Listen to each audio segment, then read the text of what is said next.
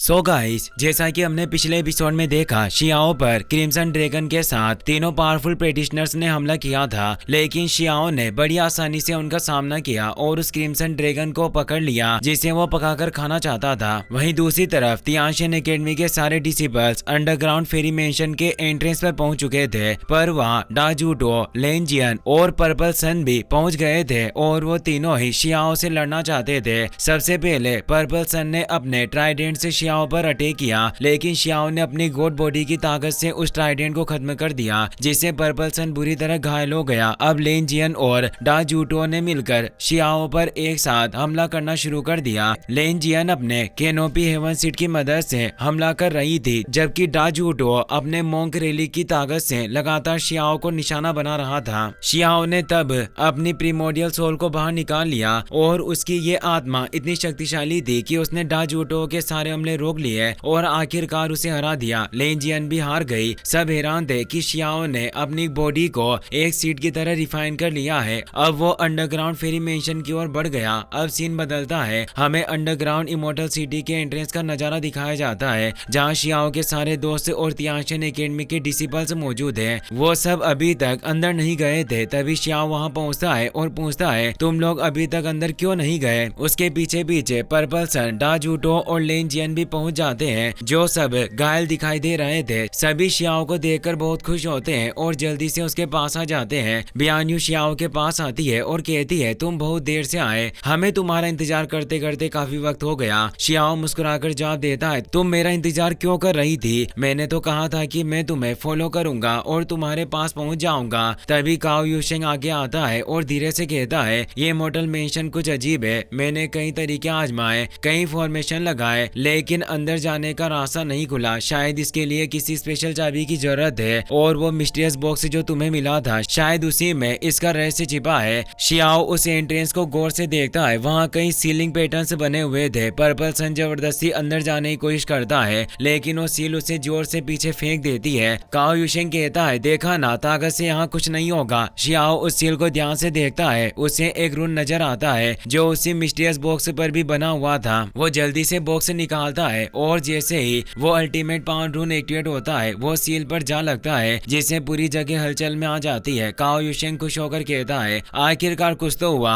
अब हम अंदर जा पाएंगे। शियाओ कहता है, इस मेंशन पर रूल ऑफ स्ट्रेंथ की सील लगी है, इसीलिए अब मुझे ताकत से ही इसे आजमाना होगा। वो अपनी एक पावरफुल फिस्ट अटैक से उस सील पर वार करता है। पूरा मेंशन हिल उठता है, एनर्जी फैल जाती है और तभी वो सील एक्टिवेट होकर एक तेज चमक में बदल जाती है। अचानक 3 हेवनली गार्ड्स बाहर आ जाते हैं। वो गरजते हुए कहते हैं, कौन है जिसने इमोर्टल मेंशन की शांति भंग करने की हिम्मत की है? शियाओ उन्हें देखकर हैरान रह जाता है, क्योंकि ये तीनों लिविंग पपेट्स थे जो डार्क इमोर्टल गोल्ड से बनाए गए थे। निश्चित ही ये महल किसी इमोर्टल किंग का था। वो इमोर्टल पपेट से सबको एक एक करके जांचने लगते हैं और उनकी नजर लिटिल बनी पर जाती है। वो उसे अपनी एनर्जी से उठाकर अंदर की ओर खींचने लगते हैं। शियाओ तुरंत अपनी गोल्डन वाइन पावर से उसे रोकने की कोशिश करता है, पर एक तेज एनर्जी वेव उसे पीछे फेंक देती है। किसी को समझ नहीं आता कि आखिर हो क्या रहा है। लिटिल बनी के पास जो एशियन क्रीन बीस्ट था, वो अचानक तेज रोशनी में ग्लो करने लगता है और उस गेट के अंदर समा जाता है। अब वो तीनों गार्ड्स नीचे उतरते हैं और कहते हैं, सिर्फ एशियन इमोर्टल की सबसे शुद्ध रक्त रेखा वाले लोग ही हमारे शहर में प्रवेश कर सकते हैं। लिटिल बनी अंदर जाने की कोशिश करती है, पर वो अंदर नहीं जा पाती और बैरियर से टकराकर काओ यूशेंग के ऊपर गिर जाती है। वो गुस्से में कहती है, तुम मुझे अंदर जाने क्यों नहीं दे रहे? क्या मेरे पास एशियन इमोर्टल ब्लड लाइन नहीं है? और मेरा माउंट बीस्ट कैसे अंदर चला गया? गार्ड जवाब देता है, ये जानवर किलिन बीस्ट एशियन इमोर्टल का वंशज है, इसीलिए इसके जैसे प्योर ब्लड लाइन वाले लोग ही इस शहर में प्रवेश कर सकते हैं। तभी किलिन बीस्ट उस गार्ड से विनती करने लगता है, प्लीज मेरे दोस्तों को भी अंदर आने दो। गार्ड उसकी बात मान लेता है और कहता है, जिन लोगों के पास भी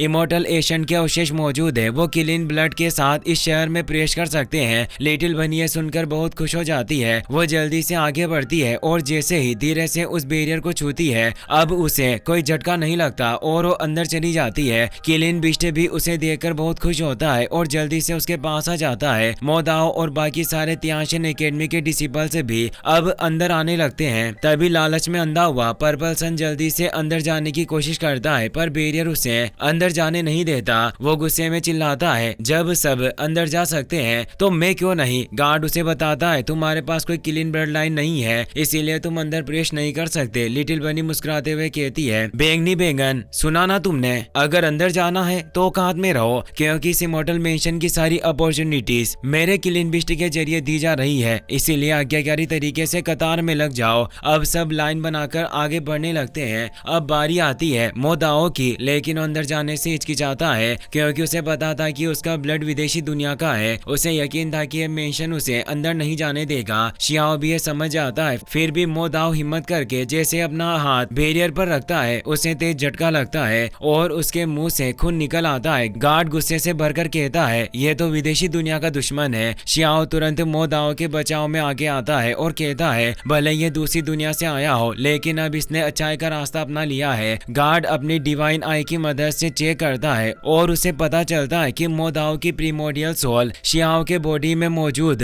पेगोडा से जुड़ी हुई है, इसीलिए उसे अंदर जाने की अनुमति दे देता है, लेकिन एक चेतावनी देता है, तुम सिर्फ कुछ स्पेसिफिक एरियाज तक ही जा सकते हो, इस मेंशन की गहराई में प्रवेश नहीं कर पाओगे। शियाओ कहता है ठीक है, और अब वो मोदाओ के साथ अंदर चला जाता है। लिटिल बनी गार्ड के पास आकर कहती है, इन बाकी लोगों को 1 घंटे बाद ही शहर में प्रवेश करने देना। खासकर इस बैंगनी बैंगन को। पर्पल सन को बहुत गुस्सा आता है, लेकिन वो कुछ नहीं कर पाता। शियाओ और बाकी सारे तियानशेन एकेडमी के डिसिबल्स अब उस मेंशन के अंदर बढ़ने लगते हैं। काओ युशेंग जल्दी से घर में आता है, उसे लगा वहाँ कोई खजाना होगा, लेकिन वो जगह बिल्कुल खंडहर थी। कमरे में सिर्फ आम चीजें पड़ी थी। वो हैरान रह जाता है, आखिर ये जगह खाली क्यों है। उसे लगा कि शायद दूसरे घर में कुछ हो, इसीलिए वो जल्दी से दूसरे घर की तरफ बढ़ता है। वहीं लिटिल बनी भी बाकी घरों को चेक कर रही थी, पर हर घर में सिर्फ कबाड़ की चीजें थी, कोई रेयर ट्रेजर नहीं मिला। अब सीन में बियान्यू दिखाई देती है, जिसके पास काओ युशेंग और चांग गोंगयान आते हैं। वो परेशान होकर कहती है, मुझे भी कुछ नहीं मिला। वो दोनों हैरान रह जाते हैं क्योंकि इस ऊपरी कमरे में भी कुछ नहीं था।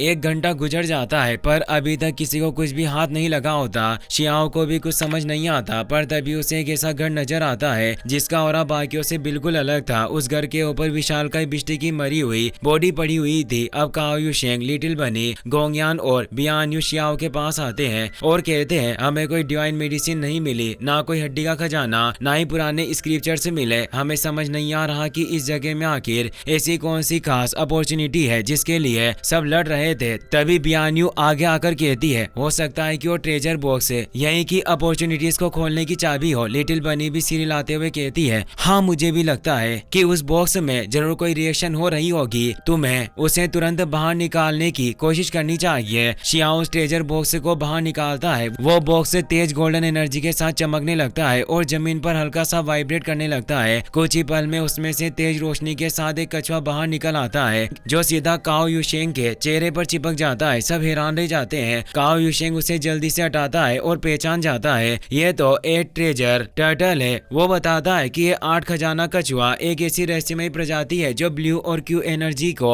रिप्लेनिश करने के लिए ग्रेट मेडिसिन का काम करती है। लेकिन इस वक्त वो कछुआ बहुत कमजोर हालत में था और पानी मांग रहा था। शियाओ पूछता है, तुम इस ट्रेजर बॉक्स में क्यों छिपे हुए थे। कछुआ भारी आवाज में कहता है, मैं बहुत वक्त से कीचड़ बड़े दलदल में भटक रहा था और गलती से यहाँ आ गया। लोगों ने मुझे बहुत तकलीफ दी, यहाँ तक कि मुझे पीने के लिए एक बूंद पानी भी नहीं मिली। शियाओ को अपने ग्रेट एल्डर की बातें याद आती है, जिन्होंने बताया था कि ये ऐसा रहस्यमय जीव है जो कीचड़ में रहता है। तभी वो टर्टल वहाँ मौजूद डिवाइन वाटर की महक सूंघ लेता है और तेजी से उसकी ओर बढ़ने लगता है। सभी को लगता है कि वो भाग रहा है, तो सब उसके पीछे दौड़ पड़ते हैं। लेकिन शियाओ ने कहता है, कई प्राचीन ग्रंथों में लिखा है कि ये ए ट्रेजर टर्टल लालची होने के साथ साथ बेहद चालाक भी होता है। जब भी इसके सामने कोई डिवाइन मेडिसिन आती है जो इसके लिए उपयोगी हो, तो ये किसी को उसे लेने नहीं देता। काओ युशेंग झुंझलाकर कहता है, अब इन बातों का वक्त नहीं, पहले इसे पकड़ना होगा। वो कछुआ तेजी से एक डिवाइन पॉन्ड में पहुंचता है, जहाँ बेहद शुद्ध एनर्जी से भरा पानी मौजूद था।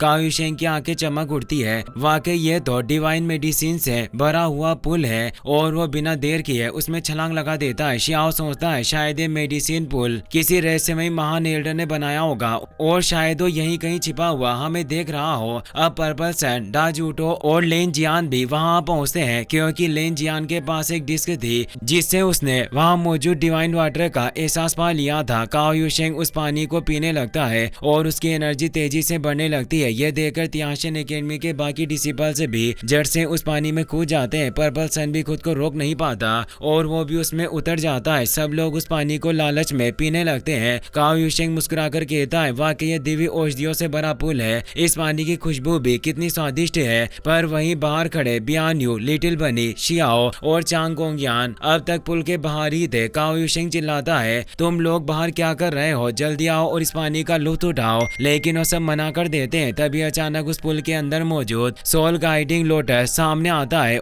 और उसी के नीचे से एक विशाल थोन बाहर निकलता है। वो कांपता है जैसे किसी विशाल जीव का हिस्सा हो। और तभी एक भारी आवाज गूंजती है, कौन है जो इस राजा के महल में घुस आने की जुर्रत कर रहा है? तेज एनर्जी की लहर सबको हिला देती है लेकिन किसी को कुछ दिखाई नहीं देता।